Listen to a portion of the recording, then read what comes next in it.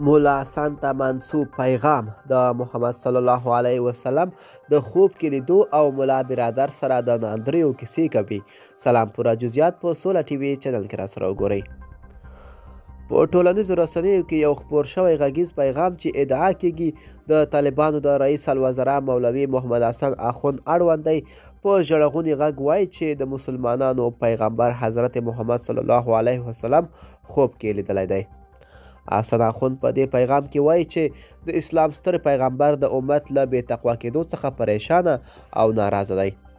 د هغه په خبره د پیغمبر اکرم پریشانی د 20 شپې خوب ته نه دی پریښی. په دې پیغام کې م.لا اخوند طالبان له سخت امتحان او د کفري نړۍ دښمنۍ سره مخ کړي.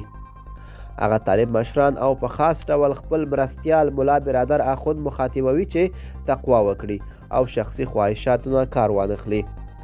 د طالبانو رئیس الوزرا په دغه منصوب غږ کې ټینګار شوی چې طالبان د خپلو لیکو ته بې تقوا خلک نه پرېږدي ځکه لیک یې خرابې کړي. اخوند طالب مشرانو ته وایي د خدای او قرآن په لحاظ سم شئ، تر دې بدتره حال در باندې راځي.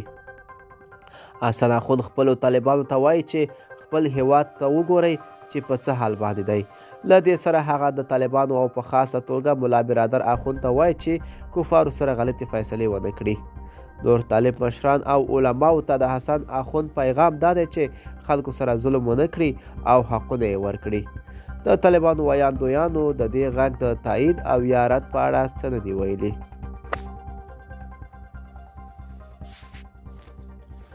دا هوته شو د ګور چې رقم ګور ده